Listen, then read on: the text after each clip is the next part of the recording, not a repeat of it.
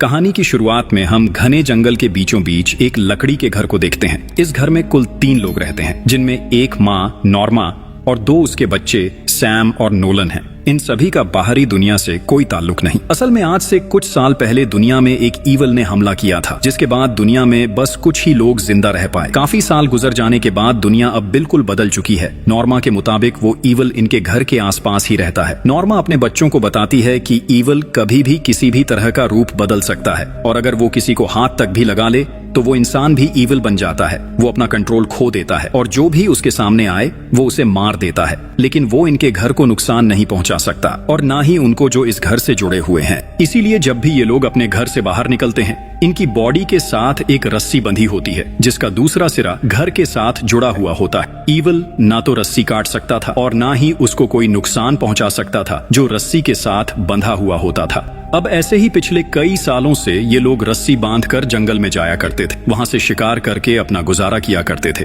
Norma के मुताबिक evil हमेशा उनका पीछा करता है और मौके की तलाश में होता है, लेकिन हैरानी की बात ये थी कि बच्चों ने आज तक ईवल को नहीं देखा। इसीलिए नॉर्मा ने बच्चों के लिए कुछ उसूल बनाए हुए थे। नॉर्मा हर शाम खाने से पहले बच्चों से वो उसूल सुनती थी, ताकि जब कभी नॉर्मा इनके बीच ना हो तो दोनों बच्चे इस जंगल में अकेले सरवाइव कर सकें। साथ ही नॉर्मा उनको कुछ कहानियां भी सुनाती थी, जिससे ईवल का डर बच्चों के दिल में बैठ जाए, ताकि वो कभी भी उसूलों की खिलाफ वर्जी ना करें। नॉर्मा बच्चों को बताती है कि आपके डैड को भी ईवल ने छू लिया था, इसीलिए मजबूरन ना चाहते हुए भी मुझे उन्हें मारना पड़ा। रात को सैम और नोलन सो जाते हैं, लेकिन एक अजीब सी आवाज नॉर्मा को सोने नहीं देती। नॉर्मा को लग रहा था कि बाहर कोई है जो उसे बाहर बुला रहा है। जैसे ही नॉर्मा बाहर जाती है तो वो ईवल को भी देखती है, जो इनके घर के अंदर आने की कोशिश कर रहा था, लेकिन ईवल किसी भी हाल में घर के अंदर नहीं आ सकता था। इसीलिए नॉर्मा बिल्कुल भी घबराती नहीं, क्योंकि ये काम अब नॉर्मा के लिए बिल्कुल नॉर्मल हो चुका था। अगली सुबह ये लोग शिकार के लिए जंगल में जाते हैं। वहां से इनको जो कुछ भी मिलता था ये लोग उसका शिकार कर लेते थे,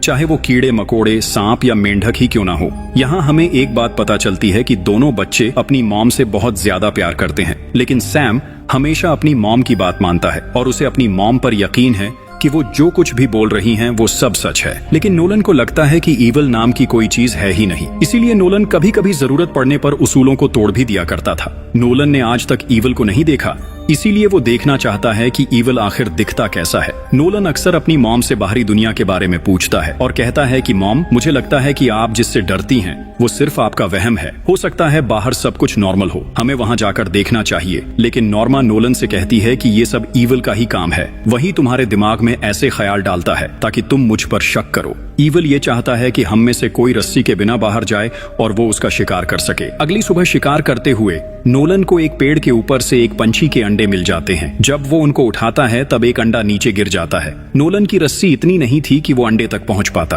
अब अगर नोलन को अंडा चाहिए तो उसे रस्सी खोलकर वहां जाना होगा। नोलन ऐसा करने ही वाला था, तभी वहां सैम आकर उसे रोक लेता है। सैम कहता है कि रस्सी खोलते ही ईवल तुम पर हमला करके तुम्हें मार देगा, इसलिए अच्छा यही है कि हम चुपचाप घर वापस चले जाएं। नोलन पहले तो कुछ नहीं कहता, लेकिन वापस जाते हुए नोलन गुस्से में आकर सैम की रस्सी पर पांव रख देता है, जिससे सैम फिसल कर नीचे गिर जाता है और उसकी रस्सी खुल जाती है। नीचे गिरते ही सैम का पांव पेड़ की शाख में फंस जाता है। नोलन अब सैम की मदद के लिए नहीं जा सकता था, क्योंकि रस्सी छोटी थी। इसीलिए वो अपनी मॉम को बुलाने के लिए सीटी बजाता है। नॉर्मा सीटी की आवाज सुनते ही घबरा जाती है और भागती हुई अपने बच्चों की तरफ जाने लगती है, लेकिन मसला ये था कि नॉर्मा की रस्सी भी वहां तक नहीं पहुंच पाती। नॉर्मा अब अपने बच्चों को बचाने के लिए जल्दी से रस्सी खोलती है और दोनों बच्चों को बचाकर ऊपर ले आती है। तभी हम ईवल को देखते हैं, जो एक ओल्ड लेडी के रूप में इनके पास आती है। लेडी की सांप की तरह जुबान थी और वो बहुत डरावनी लग रही थी। लेकिन अच्छी बात ये थी कि नॉर्मा ने लेडी के आने से पहले ही अपने साथ साथ बच्चों को रस्सी से बांध दिया था। ईवल नॉर्मा को नजर आ रहा था, लेकिन बच्चे उसको नहीं देख पा रहे थे। लेकिन बच्चों और लेडी के डर से हम इस बात को समझ सकते हैं कि ईवल उनके पास ही है।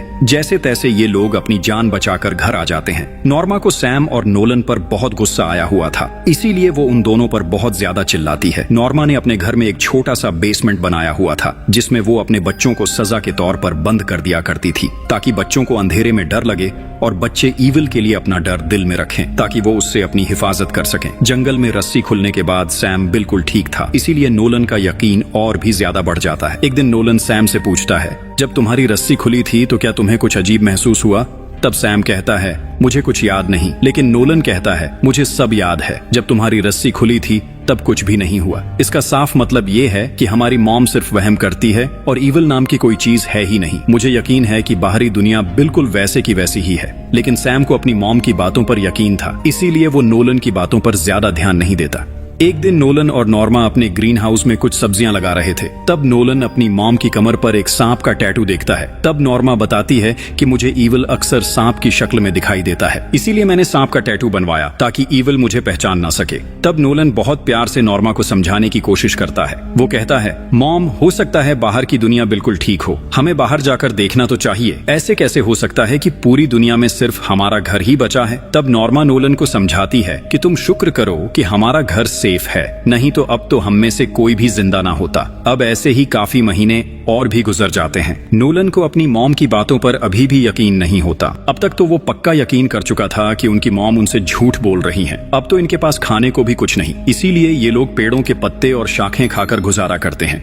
एक रात नोलन सैम को फोर्स करता है कि हमें यहाँ से निकलना होगा। मुझे यकीन है कि बाहर कोई भी खतरा नहीं, लेकिन सैम कहता है कि हम मॉम को ऐसे अकेला नहीं छोड़ सकते। तब नोलन कहता है अगर हम यहाँ रहे तो हम भूख से मर जाएंगे, इससे बेहतर यही है कि हम यहाँ से निकलें और अपनी मॉम के लिए भी कुछ ला सकें।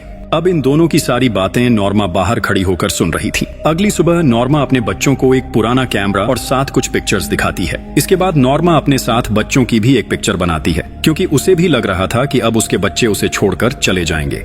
नॉर्मा अपने बच्चों को कहती है कि हमारे पास अब खाने को कुछ भी नहीं, इसीलिए हमें अब ना चाहते हुए भी अपने डॉग को मारना होगा। डॉग को मारने से हमें 1 महीने तक का खाना मिल सकता है। लेकिन नोलन अपने डॉग टॉम से बहुत प्यार करता था। वो किसी भी तरह उसे बचाना चाहता था, इसीलिए नोलन ऐसा करने से साफ इनकार कर देता है कि हम ऐसा नहीं करेंगे। तब नॉर्मा कहती है मुझे तो लगता है तुम पर भी ईविल का असर होने लगा है, वही तुम्हें हमारे खिलाफ कर रहा है ताकि वो हम सबको अलग अलग करके मार दे। नोलन के बार बार मना करने पर भी नॉर्मा नोलन की बात नहीं सुनती और टॉम को लेकर ग्रीन हाउस में चली जाती है। नॉर्मा क्रॉसबो लेकर टॉम को मारने ही वाली थी कि तभी नोलन वहां आ जाता है। नोलन ग्रीन हाउस का दरवाजा बाहर से लॉक कर देता है और मॉम से कहता है मैं आपको ऐसा नहीं करने दूंगा, यहाँ कोई भी किसी तरह का ईविल नहीं है, आपको इस बात को मानना होगा। तभी नोलन नॉर्मा की रस्सी काट देता है। अचानक ईविल नॉर्मा की मॉम के रूप में उसके सामने आ जाता है। ईविल अब धीरे धीरे उसकी तरफ बढ़ने लगता है। नॉर्मा ईविल के हाथों मरकर ईविल नहीं बनना चाहती थी, इसीलिए वो पीछे से एक शीशा तोड़ती है और अपनी गर्दन काट देती है। वहीं नॉर्मा की मौत हो जाती है।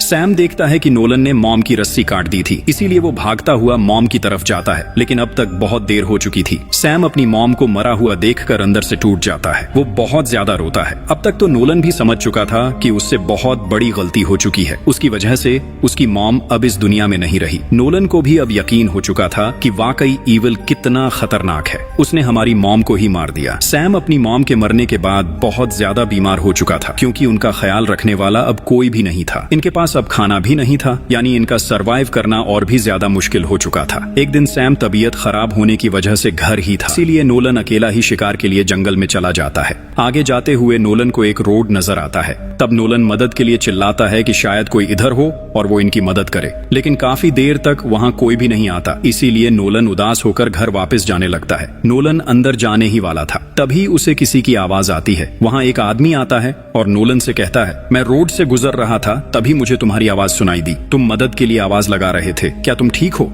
नोलन को लगता है ये ईविल ही है जो आदमी के रूप में उसको अपने बहकावे में लाने की कोशिश कर रहा है। तभी बीमार हालत में सैम अपनी मॉम का क्रॉसबो लेकर बाहर आता है और आदमी को पॉइंट कर लेता है। आदमी समझाने की कोशिश करता है कि मैं तो तुम्हारी मदद के लिए यहाँ आया हूँ, अगर तुम्हें मदद नहीं चाहिए तो मैं चुपचाप यहाँ से चला जाता हूँ। जैसे ही वो आदमी वहाँ से जाने वाला था, तभी सैम उस पर क्रॉसबो चला देता है, जिससे आदमी को बहुत गहरी चोट आ जाती है। आदमी रेंगते रेंगते जंगल में चला जाता है। नोलन आदमी के पास एक बैग देख लेता है, इसीलिए वो जंगल में उसके पीछे जाता है। आदमी अपनी आखिरी सांसें लेते लेते मदद के लिए कॉल कर देता है। नोलन जल्दी से आदमी से बैग छीनकर अपने घर ले आता है, जिसमें से उन्हें बहुत सारा खाने का सामान मिल जाता है। इस बात से इन्हें एहसास होता है कि इन्होंने एक बेगुनाह इंसान को मार दिया। खैर, काफी दिनों बाद इन्हें खाने का सामान मिलता है, तो ये दोनों खाने पर टूट पड़ते हैं। रात को इन्हें एक बच्ची की आवाज सुनाई देती है। बच्ची इनको बताती है मेरे डैड किसी की मदद के लिए जंगल में आए थे, लेकिन काफी घंटे गुजर जाने के बाद भी वो वापस नहीं आए। सैम भी लड़की को सब सच बता देता है। मुझे लगा था कि वो एक ईविल है, इसीलिए मैंने गलती से उन पर क्रॉसबो चलाकर उनको मार दिया। ये सुनते ही लड़की बहुत ज्यादा डर जाती है और वहाँ से भागने लगती है। सैम भी अब लड़की का पीछा करता है, लेकिन थोड़ा ही दूर जाने पर सैम को एहसास होता है कि वो जंगल में बिल्कुल अकेला है। तभी उसे अपने आसपास ईविल दिखाई देने लगता है। सीन कट होता है और हम नोलन को देखते हैं जो सैम की तलाश में जंगल में जाता है। नोलन को ऐसा लगता है कि ईविल ने सैम को अपने कंट्रोल में कर लिया है। काफी देर तक सैम को ढूंढने पर जब नोलन को सैम नहीं मिलता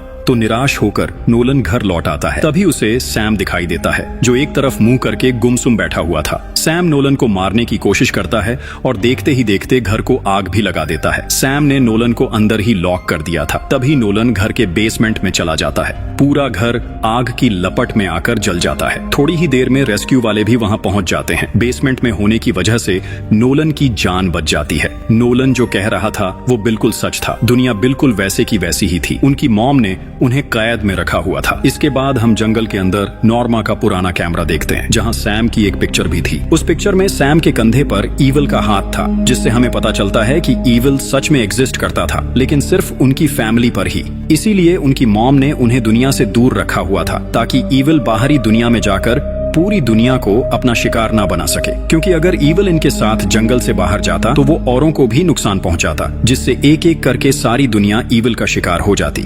लेकिन अब सैम के साथ ईविल भी जंगल से बाहर निकल चुका था, तो शायद अब ईविल बाहरी दुनिया में भी नुकसान करे। और इसी के साथ मूवी यहीं खत्म हो जाती है। आपको मूवी कैसी लगी कमेंट्स में जरूर बताना। Thanks for watching.